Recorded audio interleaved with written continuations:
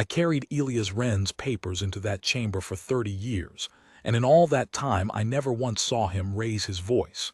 I mention this first because it is the thing the histories get wrong. They write him as a defiant man, a hard man, a man who stared down the convocation of appointed terms and did not blink. He did not blink, that much is true, but defiance was never in him the way the histories imagine it. What was in him was patience, and patience is a stranger thing than defiance, and a great deal more dangerous, and almost no one on that floor understood the difference until it was far too late to matter. I was 19 when I was assigned to him. I understood almost nothing then. I understood a little more each year, the way you come to understand a language you are made to hear every day, and by the end I believe I understood everything except the size of it, and the size of it I did not understand until the last hour, standing 3 paces behind his left shoulder with a folio of papers I never opened, watching the light change through the dome. Let me tell it the way it happened, because the shape of it is the whole meaning. The convocation met in a chamber the Asuni had grown rather than built, a vast oval of pale grown stone that curved up and back on every side into tiers, hundreds of tiers, so that a single figure standing on the floor stood at the bottom of a bowl of watching faces. The species of the concordant sat by rank and by age, the oldest and highest nearest the floor, robed in the layered gray silks of the settled powers, and behind and above them the younger delegations, the client peoples, the ones still earning their seats. Cyan light moved along the walls in slow columns, the convocation's records writing and rewriting themselves in glyphs no human eye was meant to read. And above all of it, spanning the whole open crown of the chamber, was the dome. A single continuous sheet of grown glass, and beyond it the pale gold sky of the convocation world, and the thin high clouds, and nothing else. There was never anything else in that sky. The convocation had held that sky for 11,000 years, and nothing crossed it that they had not permitted. Carved into the pale stone above the speaker's floor in the old script and then in 40 translations beneath it ran the creed of the body. Every people answers by its hour. That was the whole of their authority, and it was an enormous authority. The convocation did not command fleets. It did not hold territory beyond its own world. Its power was simpler and colder than that. It set the hour. It named the day by which a people must give its answer, accept the terms it was offered, take the seat it was assigned in the order of things. And when the hour came, the answer was binding, forever, unreopenable. A people that missed its hour was struck from the settled rolls, and a people struck from the rolls could be lawfully unmade by any power that cared to, with the full blessing of the concordant and no seat left to protest it. In 11,000 years no people had ever refused the terms and survived. Most did not try. The terms were always the same in shape: submit, disarm to a permitted tonnage, pay the tithe, keep to your home system, and in exchange be entered on the rolls and left alive. It was, the Asuni liked to say, a merciful arrangement. They believed this. That is the part I want you to hold on to. They genuinely believed it. Humanity's hour had first been set the year before I was born. The terms offered us were the standard terms, and they were not negotiable, and the convocation did not expect them to be. A young species, freshly arrived at the table, one modest world and a scattering of colonies, a fleet that the Concordance Survey had measured and filed and found unthreatening. We were to accept protectorate status. We were to cap our warship tonnage at a figure the convocation set. We were to remit a tithe of our system's yield. We were to remain within our home system and send only envoys beyond it. And we were to give our answer by the appointed hour, which the warden of the hour in the first session set at 18 months. Wren was not yet the senior envoy then. He was a middle man in a middle chair, and the senior envoy of that day, a woman whose name the histories have forgotten and I have not, rose at the first session and did what every people did. She argued. She made the case for better terms, for a lighter tithe, for a wider border. She was eloquent and she was proud, and she was entirely wasted because the convocation did not argue back. The warden of the hour simply listened, and when she was finished, restated the terms unchanged and confirmed the hour. 18 months. That was the whole of it. They do not negotiate the terms, Ren told me years later when I asked him about that first session. They only ever negotiate the hour. That is the only lever there is. And most people never notice it because they are so busy shouting about the terms. When the senior envoy's hour drew near, and it became plain to everyone in our delegation that accepting the terms as offered would end us, not quickly, but surely, a slow disarmament and a slow bleeding and a slow forgetting until there was nothing left to strike from any roll. She did the only other thing a people can do. She asked for more time. She stood on the floor and asked the warden of the hour to extend the hour, and she gave her reasons, and her reasons were true ones. A young species, unready, needing time to prepare its people for the great change, to reconcile its factions, to bring its distant colonies into the fold. The warden considered, and the warden granted it. I have thought about why they granted it more than I have thought about anything else in my life. I believe I understand it now. To the Convocation, a request for more time was the sweetest sound a beaten people could make. It was submission wearing the mask of dignity. A people that asks for more time has already conceded that the answer will be yes. It is only asking for the mercy of a slow surrender rather than a fast one. Granting the extension cost the Convocation nothing and confirmed everything.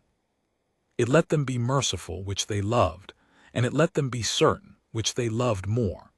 And so they granted it, and the hour was reset, and the histories of that world recorded it as a small kindness shown to a small people. That senior envoy died before her extended hour came due. Ren took her chair. I was assigned to him 2 years into what became his tenure, and I carried his papers into my first session with my hands shaking so badly I nearly dropped the folio on the floor of the most powerful chamber in the settled galaxy. He noticed. Of course he noticed. He noticed everything. He did not say anything to steady me. He simply took the top paper from the folio himself, so that I had one fewer thing to hold, and walked to the floor. And I understood in that small act more about the man than I would learn again for a decade.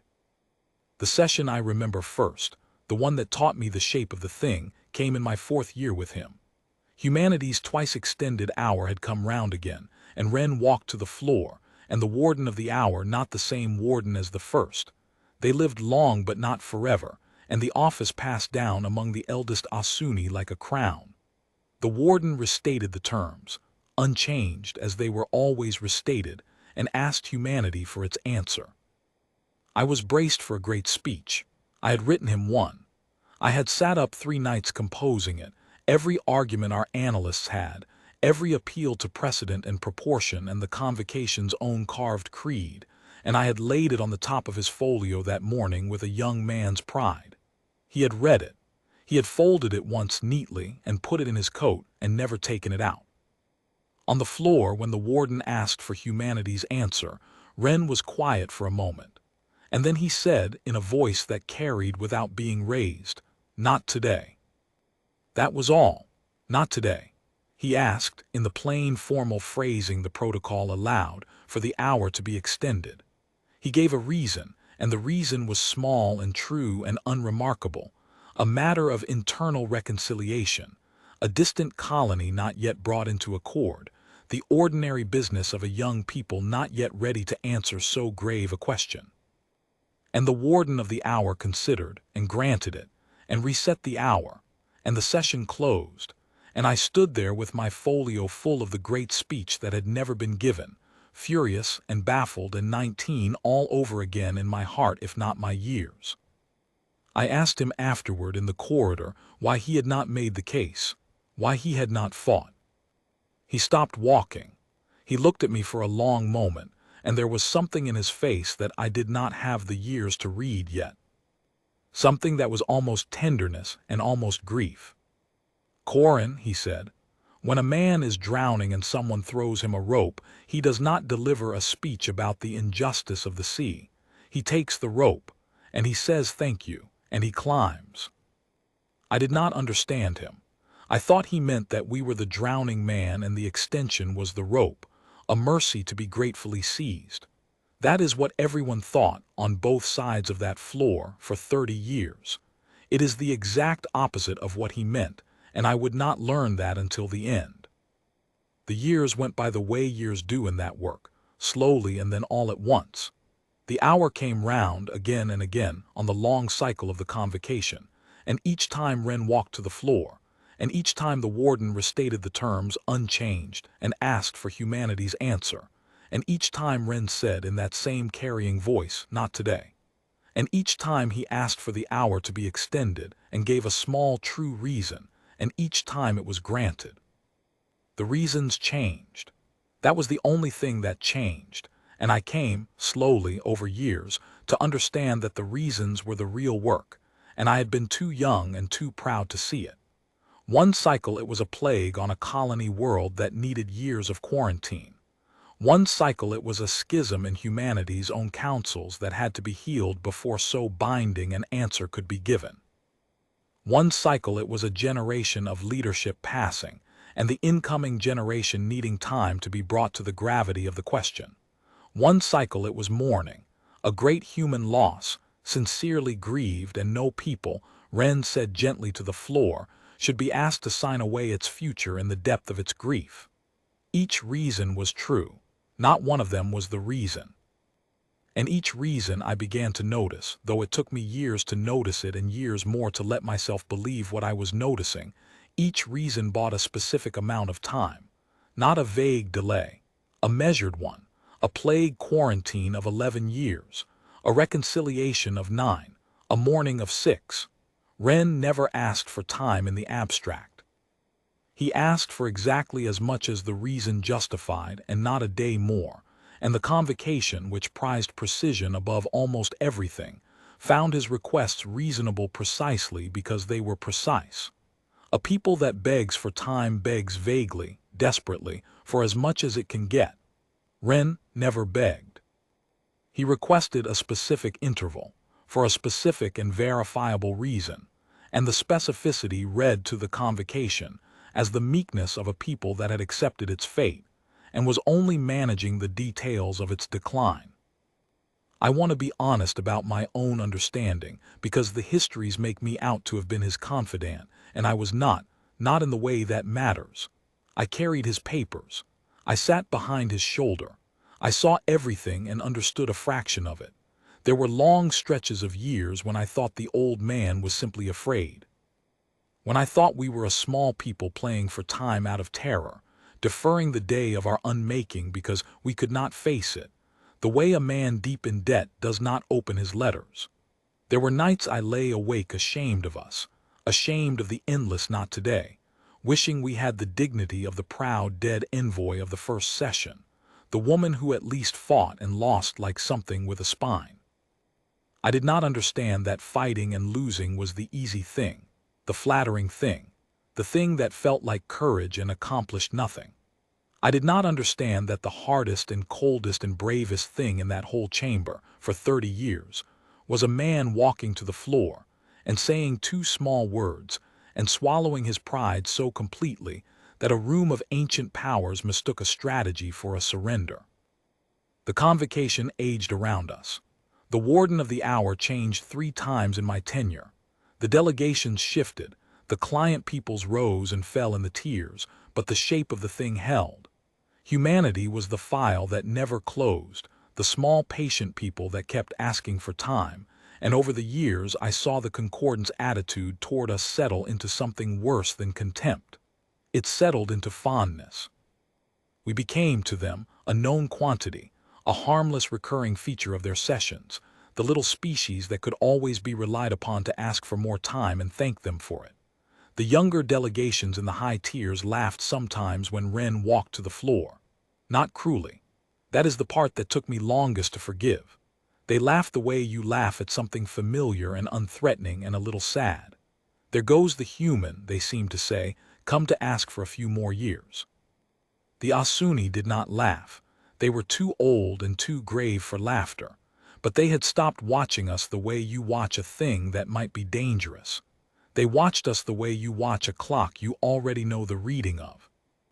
That was the achievement. I see it now with a clarity that aches. Ren spent 30 years making the most powerful body in the galaxy stop watching us, and he did it in plain sight, on the floor of their own chamber, using nothing but the one lever they had left him and their own certainty about what that lever meant. I did not see the fleet. I want to say that plainly because I have been asked so many times in the years since what I knew and when. I knew nothing. I carried his papers. Somewhere out beyond that pale gold sky, across 30 years in the vast quiet dark, humanity had taken every extension the Convocation granted, the 11 years of quarantine, the 9 of reconciliation, the 6 of mourning, all of it, every measured interval bought with a small true reason, and it had built. Not on the home world, where the Convocation survey still glanced now and then and filed us as harmless. Out past the edge of the survey, in the dark the Convocation had never bothered to look at because a beaten people asking for time does not need to be looked at. Ren knew. A handful of others knew. I did not, and I have made my peace with that because I understand now that my not knowing was itself part of the work. A folio carrier who knows nothing carries himself like a folio carrier who knows nothing, and the Convocation reads him and is reassured. The last hour came in my 30th year with him, and I did not know it was the last. Ren knew. I understand that now from how he was that morning, though I read nothing into it at the time. He was very calm. He had always been calm, but this was a different calm, the stillness of a man who has come to the end of a very long piece of work and needs only to set down the final stone. He dressed with care. He let me carry the whole folio that day. He did not take the top paper from me as he had that first trembling session, and I remember being obscurely pleased, thinking I had finally earned it, not understanding that he simply no longer needed his hands free for anything. The chamber was full. The Convocation had convened its widest session in a generation, and I did not think much of it, because the human question had dragged on so long that a certain ceremony had accreted around it. It had become a thing the old delegations attended out of a sense of history. The tiers were packed up into the dim heights near the dome. The cyan record columns moved along the walls. The warden of the hour that year was the oldest Asuni I had ever seen seated in that office, a creature of immense age, mantled in gray, with the slow vertical blink of the very old of that species, and hands, they had many jointed hands, the Asuni, folded one over another in the formal rest of judgment, hands that had not moved quickly in 50 years. The warden convened the session, and then, for the first time in 30 years, the warden of the hour said something I had never heard said on that floor. There would be no further extension. The warden said it without heat. There was no cruelty in it. The Asuni did not deal in cruelty, only in finality. Humanity's hour had been extended, the warden recited, and the record columns lit with each interval as it was named. The first 18 months, and then each granted extension after, 30 years of them, laid out in glowing glyphs the length of the chamber wall, a monument to our patience, or, as the Convocation read it, to our slow and dignified defeat. The Convocation had shown, the warden said, a mercy without precedent in the 11,000 years of the settled rolls. It had granted a young and unready people time beyond any measure, that it might come to its answer in its own season and with its full assent. That season was ended. This hour was the last. It would not be extended. Humanity would give its answer today, and the answer would be binding forever. And if humanity did not accept the terms today, then humanity would be struck from the rolls today. And what followed would follow lawfully and without appeal. The warden restated the terms, unchanged, the cap on tonnage, the tithe, the confinement to the home system, the protectorate seat, low in the order of things but a seat and life. The same terms offered to the proud dead envoy before I was born, and the warden of the hour in the old formal phrasing, its many-jointed hands folded in the rest of judgment, asked humanity for its answer. I had no speech in the folio that day. I had stopped writing them years before. I stood 3 paces behind his left shoulder with the folio full of nothing, of records and formalities, and I waited as I had waited a dozen times for the two words. I could have said them for him by then. The whole chamber could have. There goes the human, come to ask for a little more time. The younger delegations in the high tiers were not laughing now, because the warden had closed the door on extensions, and even they understood that this was the end of the long familiar game, but there was in the chamber a kind of settled expectation, the certainty of a room that already knows the reading of the clock. Wren would say not today. He would find some way, some new small true reason, some final desperate maneuver. He always did. That is what the human does. Wren was quiet for a moment. He was always quiet for a moment before he spoke. It was one of the things they had learned to expect of him, the little pause, the meekness of a man gathering himself to ask a favor. Then he looked up, past the warden, at the wall above the speaker's floor, where the creed of the body was carved in the old script and its 40 translations. Every people answers by its hour. He looked at it for a moment, and then he asked a question, in the plain formal phrasing the protocol allowed, and it was such a small and strange question that I heard a rustle move through the near tiers, the sound of ancient powers not quite understanding what they had heard. He asked the warden of the hour to confirm, for the record, that the hour was humanity's own, that the terms of the creed held, that every people answered by its hour, and that this hour now today was humanity's to answer in. The warden confirmed it. There was nothing else the warden could do. It was the body's own creed, carved in its own stone. Yes, this hour was humanity's to answer in. That was the whole meaning of the office and the body and the 11,000 years.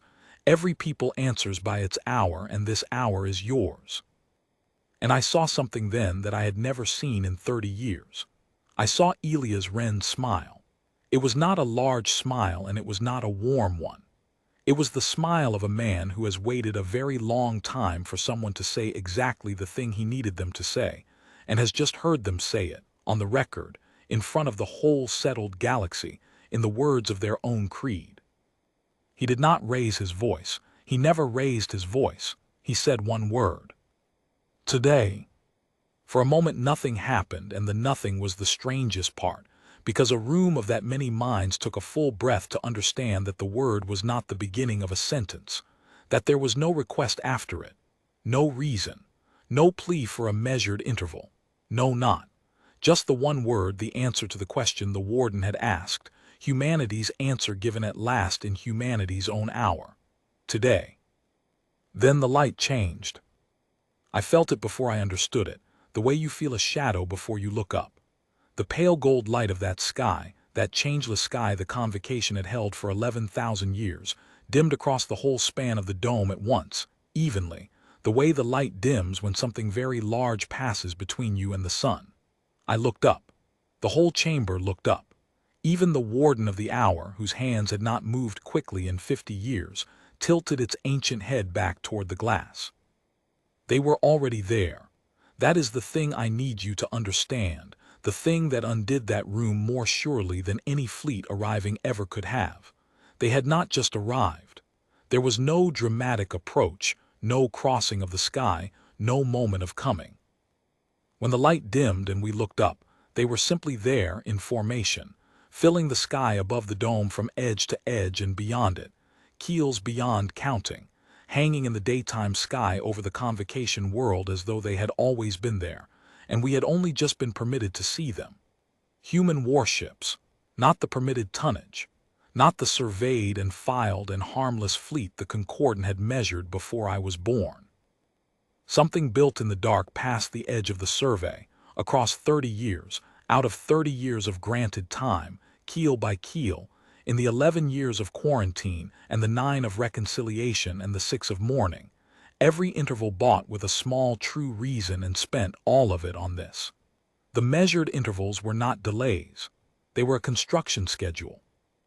I understood it in the instant the light dimmed.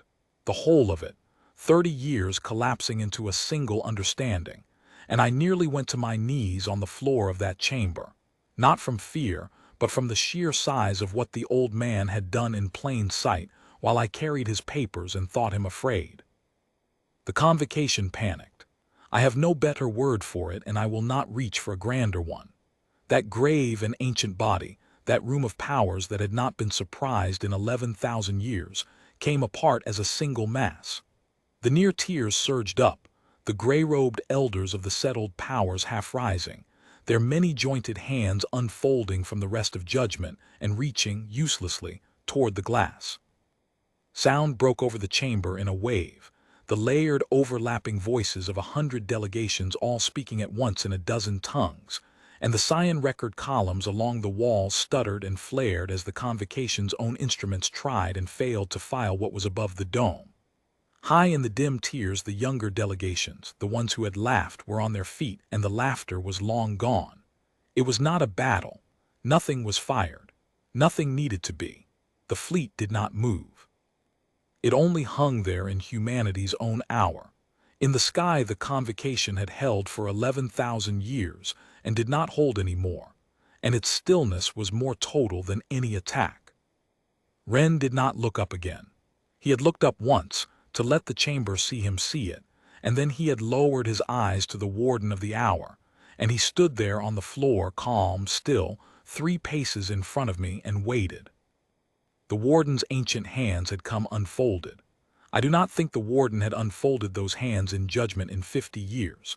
They hung open at its sides now, empty, and the slow vertical blink had stopped.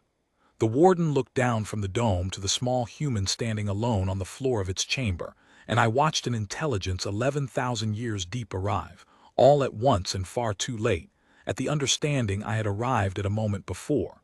The extensions. Every extension. 30 years of a small, patient people asking for a little more time and being granted it precisely, reasonably, mercifully, and thanking them for it. Every people answers by its hour. And we had answered. We had answered in our own hour, exactly as the creed demanded on the record, and the answer was the sky. The Warden of the Hour spoke, and its voice, which had convened the session without heat and closed the door on extensions without cruelty, had something in it now that I had never heard in that chamber. Not anger. The Asuni did not deal in anger.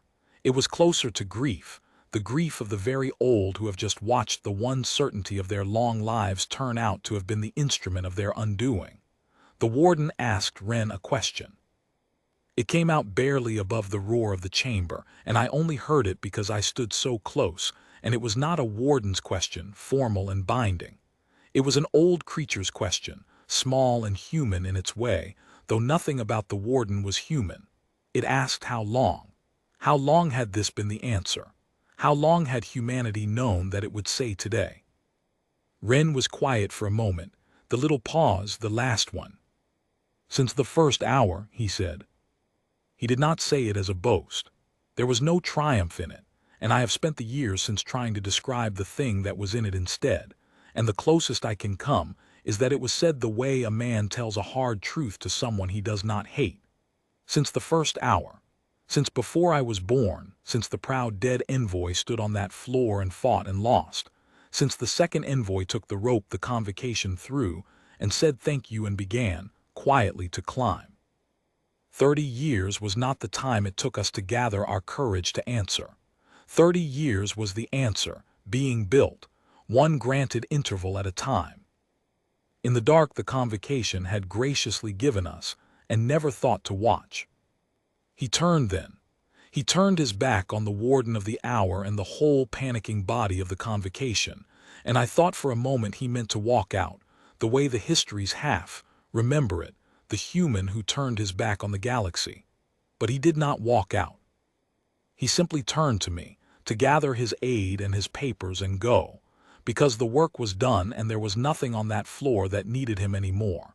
And the difference between those two things, turning your back to make a point, and turning your back because you have finished and the point makes itself, is the difference between the man the histories wrote and the man I served. He looked at me. The folio was still in my hands, full of nothing, and my hands were steady, and I realized they had not shaken in a long time.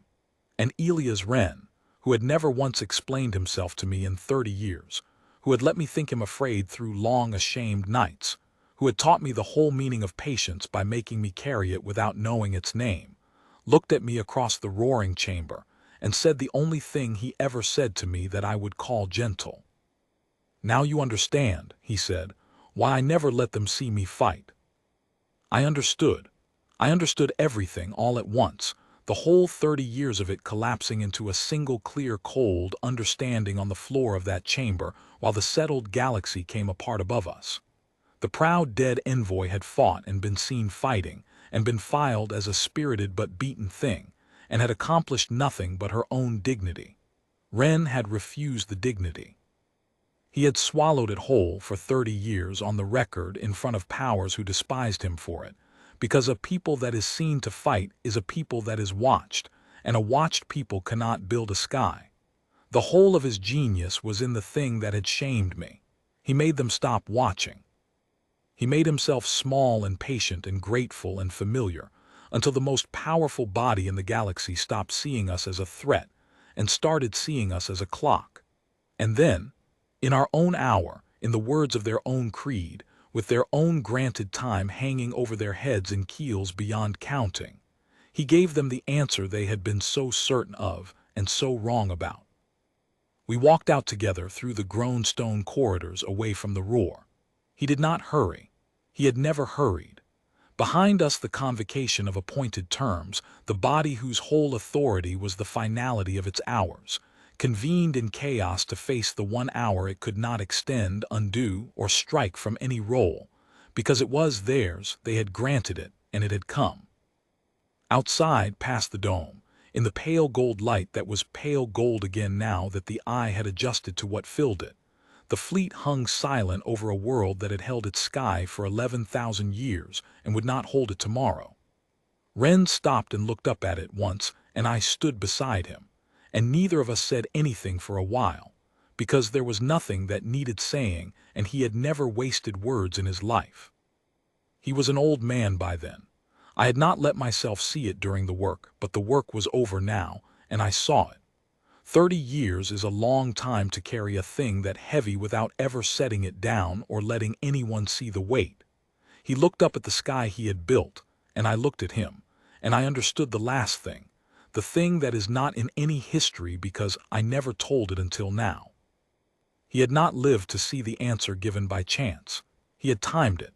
30 years of measured intervals, each one true, each one bought and spent, and the last of them had brought us here to this hour, while he was still alive to walk to the floor and say the word himself. He could have handed it to a younger Envoy. He could have let me, or someone like me, say it in his place after he was gone. He did not. He spent his own life to the last measured interval, exactly as he had spent every other, so that the man who said not today for 30 years would be the man who said today, in his own voice, in humanity's own hour. He made every minute count against the day he alone had truly believed was coming. He had been the only one in that chamber on either side who never once forgot that tomorrow was real and that it belonged to whoever prepared for it in silence. The histories call him defiant.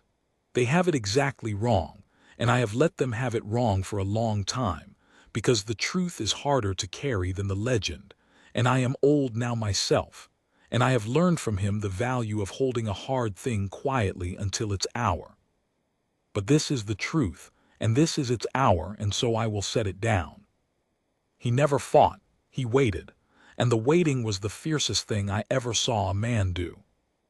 I carried his papers for 30 years, and in all that time I never once saw him raise his voice, not on the first day, when my hands shook, and not on the last, when the sky went dark with everything those 2 small words had built.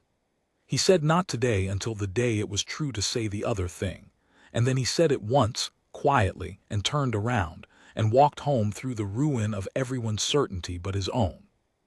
Today, he said. He had been saying it for 30 years.